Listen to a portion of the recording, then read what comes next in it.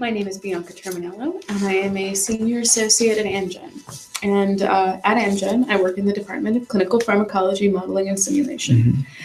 Basically, clinical pharmacology is the science of setting the right dose for the right patient population, given at the right time for our drugs in development.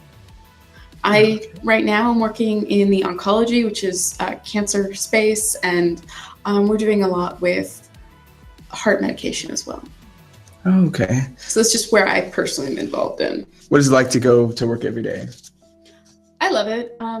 My job is really more office-oriented. As an undergrad, I was a chemistry major, and so that was very laboratory-oriented, and I was in a lab every day. And my job now is actually more software-based. I come in after all the data has been collected, and so what I do is I run computer analysis on these to describe kind of what's going on. And so we can use integrals, which is area under the curve, to kind of figure out what we're seeing. Oh, okay. And what is the best part about your job? I really like the people I work with. We're a science company, but we're still a corporate company. So, you've got the corporate culture and all of that, but at times it can be very silly. Or is there anything else? I think it's pretty standard office stuff. We do, a Christmas, or really it's more of a holiday party, I guess. A lot of team building activities. It's really fun. I mean, I actually really enjoy the people I work with, and I think that's kind of the best part about work. Finding people that you kind of mesh with, and you're working together on a team with these projects, and so team dynamics are really important. What is rewarding about your profession?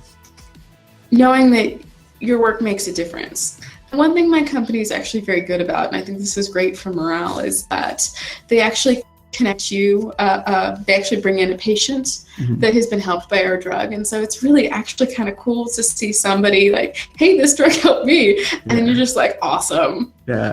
This is why I go to work. Right. Well, do you have a personal connection to your profession that you have today from your childhood experiences or anything like that?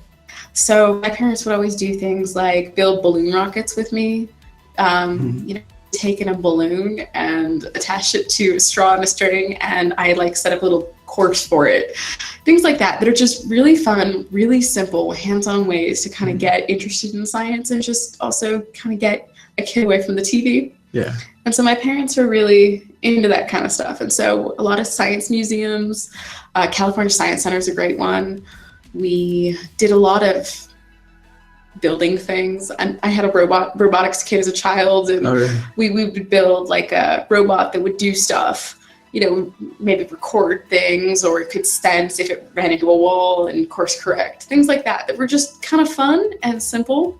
When you were younger, what did you imagine you would do for work? So it depends on how long we're talking. When I was little, I wanted to be an astronaut and a ballerina at the same time. And then I wanted to be a fire person, I guess a fireman.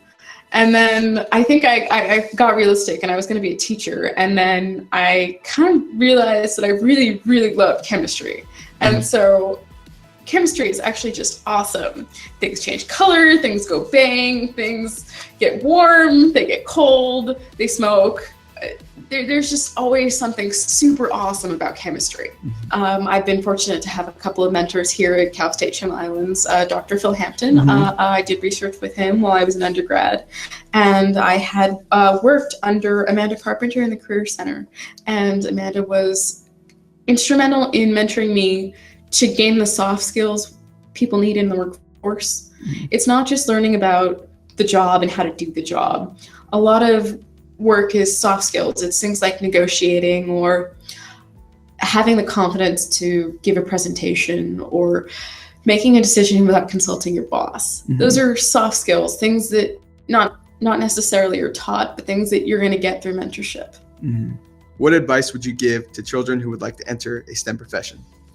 I would tell kids to go out there and actively do a science project. And it sounds kind of weird saying go do, but I think the biggest problem for me as a child, the biggest barrier to me doing STEM related things, was the idea that I couldn't do it. And it was only as maybe a teenager that I realized that I could build a catapult with instructions online. And that was really cool. And it was really fun doing that. But instructions for cool science projects are on the internet. You can go around and build a catapult that might, you can catapult Legos or something like that. And it's pretty awesome. I mean, building a catapult was really fun. And you learn a lot about physics. And science is kind of a learn by doing field. And so if you're really interested in science or even business or political science or whatever, go ahead and try it.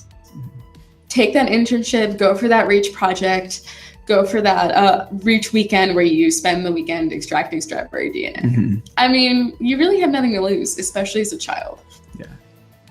Go explore. Go explore, go check things out, go to the Natural History Museum, ask questions. People like that. Yeah. And what advice would you give yourself when you were younger? I think I tell myself to be a little bit more confident because I think I was very frequently intimidated by the fact that everyone seemed really smart in science, and often it's really hard to figure out what they're saying. And I know that sounds kind of weird to say, but scientific words can be really large. Like, I actually work in pharmacokinetics. I mean, that's a scary word, pharmacokinetics. There's a reason I didn't use it in the beginning. But if I start saying I work in pharmacokinetics, people immediately get off put because it's a big, long, scary word. And I think that that's something people need to get over with science in general. I have confidence, know that other people don't know what that word means either. And we need to ask questions and say, hey, that sounds interesting. I've never heard that word before. What does it mean? And then you learn something. And you've also need to remember that other people had that same question too. So you're also elucidating this for other people. Yeah, that's great advice. If you could have a superhero power, what would it be and why? A superhero power? I'd probably be invisible. Really? Because it's awesome. I think I would really enjoy sneaking up on my cat.